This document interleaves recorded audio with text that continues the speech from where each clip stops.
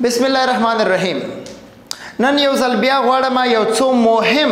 ضروري او نن سبا په معاشره کې دغه احوالات ډیر زیات موجود دي، غواړم تاسو ته هم تشریح کړم.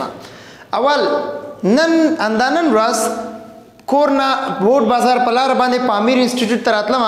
چې د کمپیوټر والا سره د بورډ بازار کې اکثره کمپیوټر والا دي فلمونه اچي خلکو ته کنه، څوک فلمونه اچي، څوک نعتونه او ترانې اچي، مختلف ځانګړي شیزونه خلکو د پاره اچي کنه. نو ما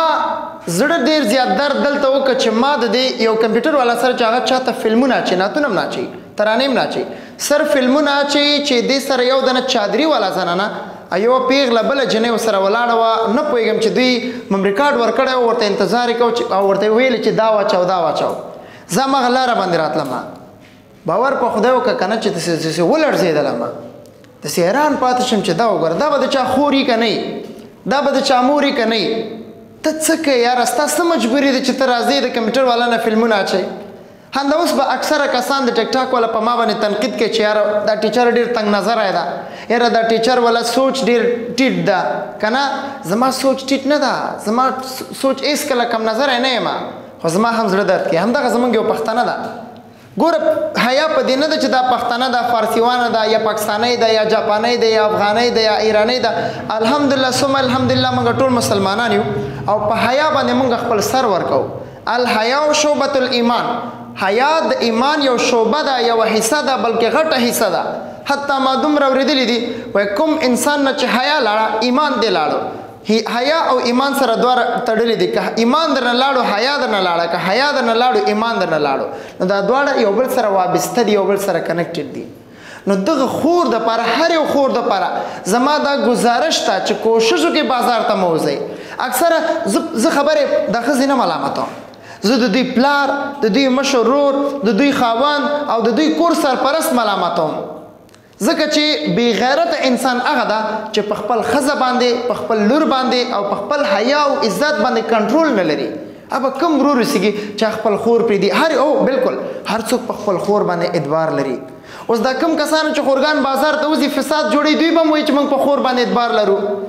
کوشش وکړئ خپل خورګانو دپاره، خپل مور دپاره، میندو دپاره صحیح د ډېر باور لري، خو په خلکو موږ باور نه لرو.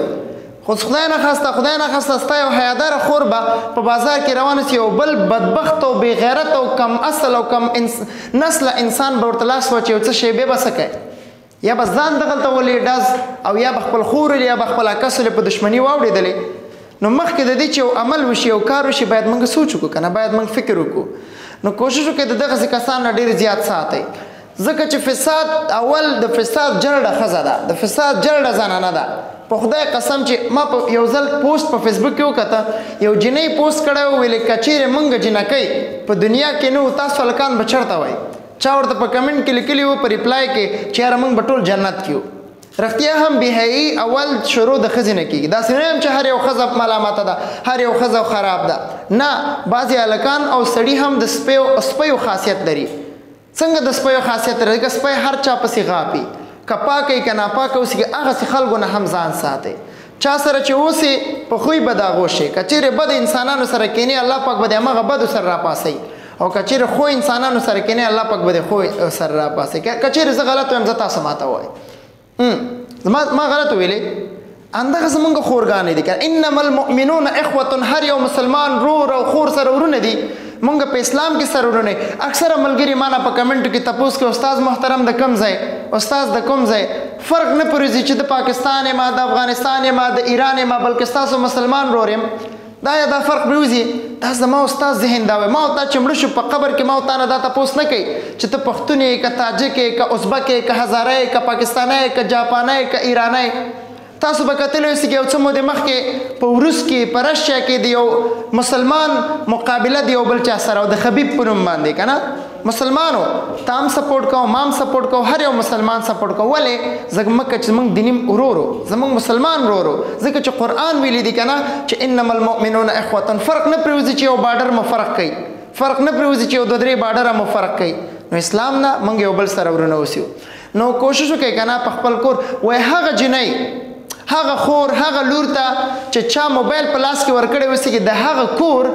دیوالونه او دروازې ابس دي. د هغه کور دیوالونه او دروازې ابس دي چا چې خپل خور ته موبایل ورکړی چا چې خپل مور ته موبایل ورکړی چا چې خپل پیغلې لور ته موبایل ورکړی د هغه دیوالونه ابس دي ځکه چې تا ټوله دنیا ورته آزاده کړه په دې موبایل کې تا ورته نیټ واچول او نن سبا اکثره جنکۍ زه ګورم ټیک ټاک استعمالوي لایف کو دا کو هغه کو دا ټول تا وکړه ځه دا لایفونه تا وکړه مستیانې تا وکړې خوشحالیانې تا وکړې زنا او بدکاري تا وکړې آخر به چېرته ځې تاسو ته پته ده یو ډېره قوي او دردونکې جمله مې اورېدلې ده وایي کوم کار چې د ځمکې د پاسه کوي کوم کار چې د ځمکې د پاسه کوي د هغه جواب به د ځمکې لاندې ورکوي ګوره او ډیر اسانه نه ده ځکه چې کله قبر ته لاړلې بیا به د دې نه ذرې مثقال ذره خیر یره او مثقال ذره شر یره د ذرې حساب پوښتنه به درنه کېږي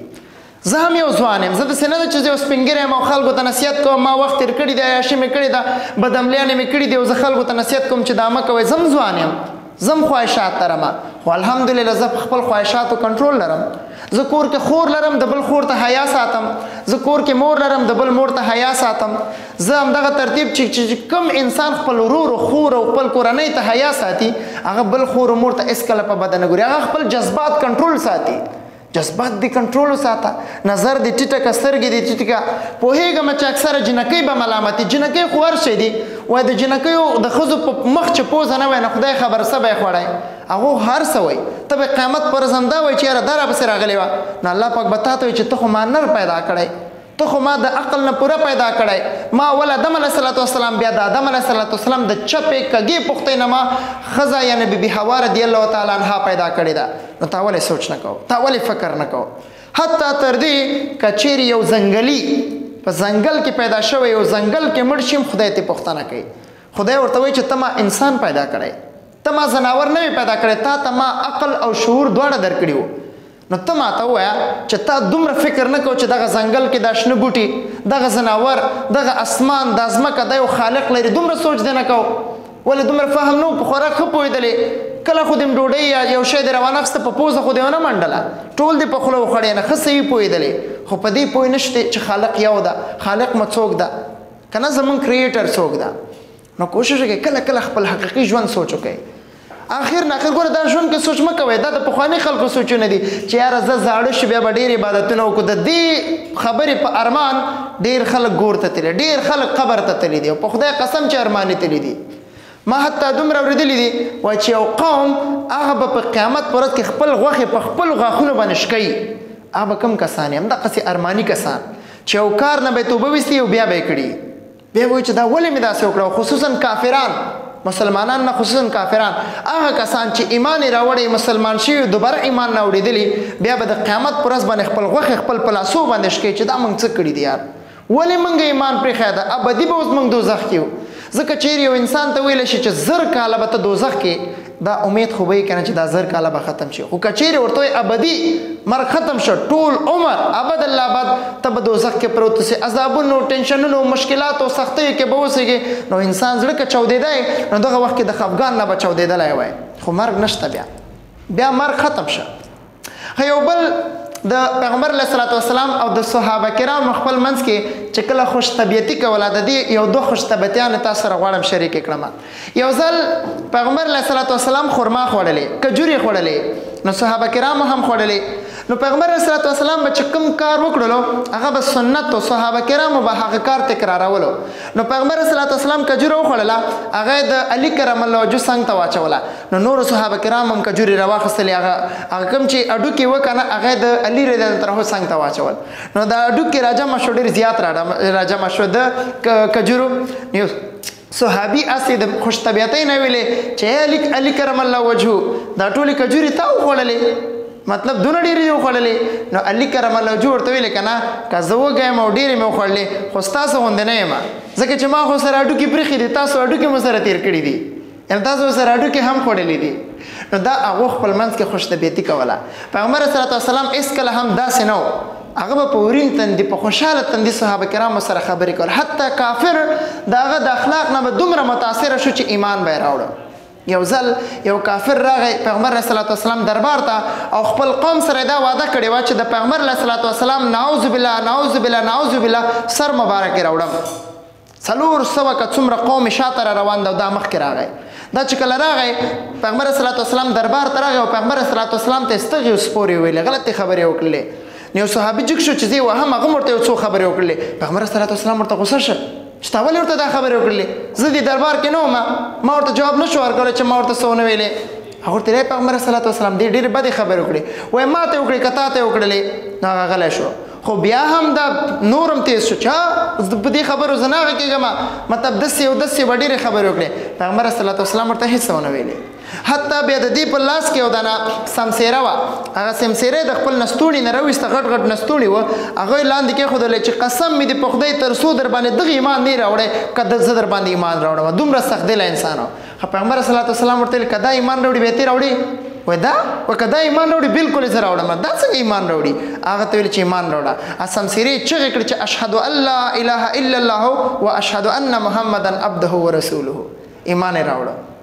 دا حیران پاتې شو چې دا حقیقي پیغمبر ده دا حقیقي نبی ده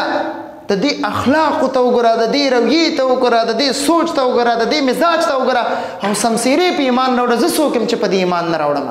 ویل راکړه بیعت د لاس دې راکړه چې بیعت درکړم پیغمبر صلی الله علیه وسلم سره بیعت وکړو ایمان یې راوړو لاړو خپل قوم ته قوم ته ویل چې ای قومه د سره جنګ نه کېږي دا اخرین پیغمبر د خبرې دا هغه شخصیت ده چې د دې د اخلاقو وجې د دې د مزاج د وجې زما غوندې کس زما غوندې سختدله انسان ایمان راوړو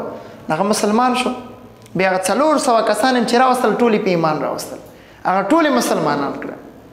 نو دغسې شخصیت د داسې یو پیغمبر امتیانو موږ راځو بیا ګناهونه کوو پیغمبر صلی الله علیه ګوره حیا دا قصه چې ما تاسو ته وکړله د چادریانو والا که نه چې د کمپیوټر والا سره دا مې صرف د حیا د وجې وکړله پیغمبر صلی الله علیه وسلم ګوره زموږ پیغمبر څومره زیات حیادار و د پیغمبر صلی الله علیه وسلم یو پنسه مبارکه اوچته شوی و بېهوشه شوی و پیغمبر صلی الله علیه وسلم ما او تاسو کومې بې حیانې کوو کوشش وکړئ هر یو انسان چې په خپل ګریوان کې سوچ وکړي والله چې په دنیا کې اصلاح راسي ځکه چې ما خپل ګریوان کې سوچ وکړ چې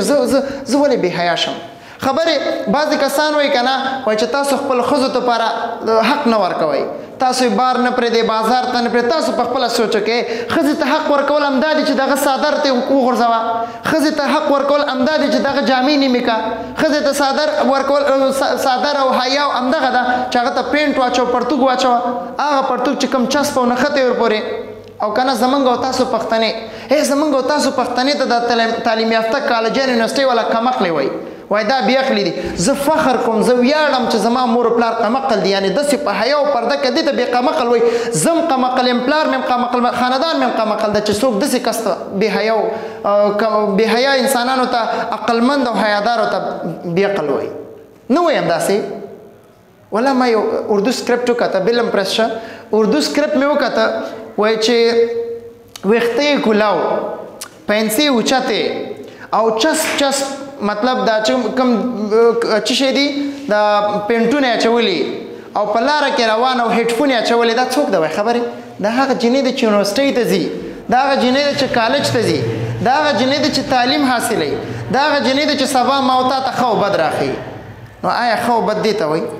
چې یو جنۍ خپل حیا نه پېژني هغه به ما او تا ته څه ښه او بد وپېژني یو جنۍ چې حیا نه پېژني هغه ډاکټري کې هغه بس هغه لاس کې بس شفا اوسېږي ما او تا ته بس شفا راکړي خبرې ډېرې زیاتې دي نورې قصې هم انشاءالله بلې ویډیو کې به ډېر زیات نور سکرپټ تاسو سره شریکوم الله تعالی دې وکړي چې زما په خبرو څوک تنقید ونه کړي که بیا هم څوک تنقید کوي کوشش کوي او شخصي میسج کې ما ته جواب راکړئ انشاءالله ستاسو په نظریه او ستاسو په آیډیا به زه ویډیوګانې اپلوډ کوم ډېره مننه الله تعالی مو خوشحاله لره ښه وخت السلام علیکم